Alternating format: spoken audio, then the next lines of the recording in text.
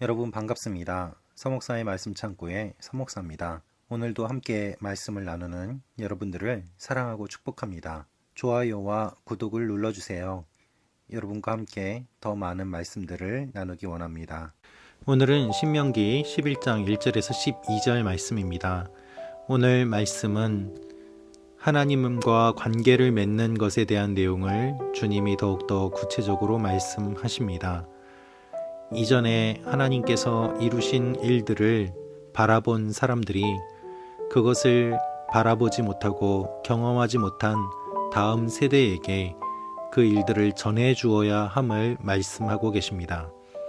하나님께서 말씀하시는 관계의 핵심을 오늘 말씀을 통해서 함께 묵상하기를 원합니다. 2절, 3절, 4절 말씀입니다. 너희 하나님 여호와의 훈련을 보고 경험한 사람들은 너희 자손이 아니라 너희였음을 기억하라. 그분의 위엄과 그분의 강한 손과 그분의 쭉 뻗친 팔과 그분이 베푸신 기적들과 이집트 왕 바로와 그 온 나라에 행하신 일들과 여호와께서 이집트 군대와 그 말들과 전차들의 하신 일, 곧 그들이 너희를 쫓아왔을 때 그분이 홍해를 어떻게 가르셨는지, 그리고 여호와께서 그들을 오늘에 이르기까지 멸망시키신 일을 기억하라. 하나님께서는 관계를 맺는 하나님임을 말씀하셨습니다. 그것이 10장의 내용이었습니다. 그런데 하나님께서는 더욱더 구체적으로 관계가 어떠한 요소를 가지고 있는지, 그 관계를 어떻게 해야 되는지 알려주고 계십니다. 여러분, 어떠한 사람과 관계를 맺기 위해서는 무엇이 필요할까요? 두 가지가 필요합니다. 하나는 시간이고 다른 하나는 사건입니다. 우리가 누군가와 친밀감을 느끼게 될 때, 관계를 맺을 때에 우리는 시간을 필요로 합니다. 그 시간을 얼마나 오랫동안 함께 보내느냐가 관계를 깊게 하는데 중요한 의미를 갖는 것이죠. 그래서 오랜 친구와 만났을 때에는 편안함을 느끼고 할 이야기가 많은 이유가 바로 그것입니다. 만난 지 몇 분 되지 않는 사람과는 깊은 관계를 형성하기가 쉽지 않습니다. 함께 지내온 그 시간의 두께만큼 믿음의 두께도 두꺼워지고 깊이가 깊어지고 관계가 풍성한 것입니다. 또 하나는 사건입니다. 함께 어떤 사건을 겪었는가가 둘 사이의 관계를 풍성하게 만듭니다.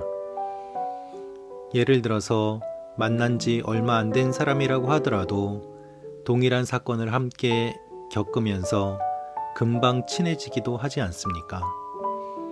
여행을 갔을 때 만난 사람이 쉽게 친해지거나 여러 가지 다른 사건들을 경험하는 가운데 그 사람이 어떤 사람인지 알게 되는 여러 가지 일들을 우리는 경험하게 됩니다. 관계를 깊게 하는 데 있어서는 시간과 사건이 필요한 것이죠.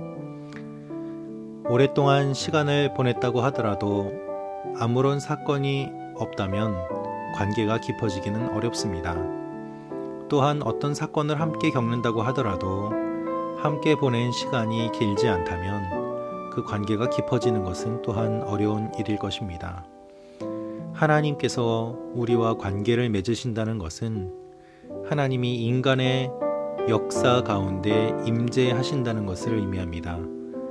하나님께서 이스라엘이라는 한 민족을 택하시고 그들의 시간 속에 들어오셔서 여러 가지 사건들을 함께 경험하게 하심으로 말미암아 하나님이 어떤 분인지를 알게 하시고 그 관계를 깊게 만드신 것입니다. 그것이 성경에 기록된 여러 가지 사건들입니다. 그러나 우리의 인생은 매우 짧아서 하나님과 함께 시간을 보내도 불과 몇십 년에 불과하고 그 시간 가운데 하나님께서 하시는 일들, 그 사건을 경험하는 것도 불과 얼마 되지 않는 제한된 사건에 불과합니다. 그래서 우리가 경험한 하나님이 어떤 분인지를 다음 세대에 전해 주어야 되는 것이 필요합니다. 그것이 성경의 내용이고 또한 하나님을 기억하라고 하는 메시지입니다. 하나님을 기억하지 않으면 똑같은 일들을 반복하게 되고 또한 시간을 함부로 쓰게 되는, 낭비하게 되는 일들이 일어나기 때문입니다. 이전의 조상들이 잘못했던 부분들을 떠올리며 다시 한번 그 잘못을 저지르지 않도록 깨어 있고 기억한다면 하나님과 관계가 더 깊어질 것입니다. 그러나 그것을 잊어버린다면 다시 한번 동일한 잘못을 저지르게 되고 쳇바퀴 돌듯 그 자리에 머물러 있게 될 것입니다. 그래서 하나님께서는 기억하라고 말씀하십니다. 하나님께서 어떤 일들을 행하셨는지 그것을 다시 한번 말씀하시며 그 사실을 기억하라고 하시는 것이죠. 너희의 자녀들은 너희가 도착할 때까지 하나님이 하신 일들을 알지 못한다. 오직 이 일들을 너희가 경험한 것이다 라고 말씀하십니다. 7절에 이렇게 기록되어 있습니다.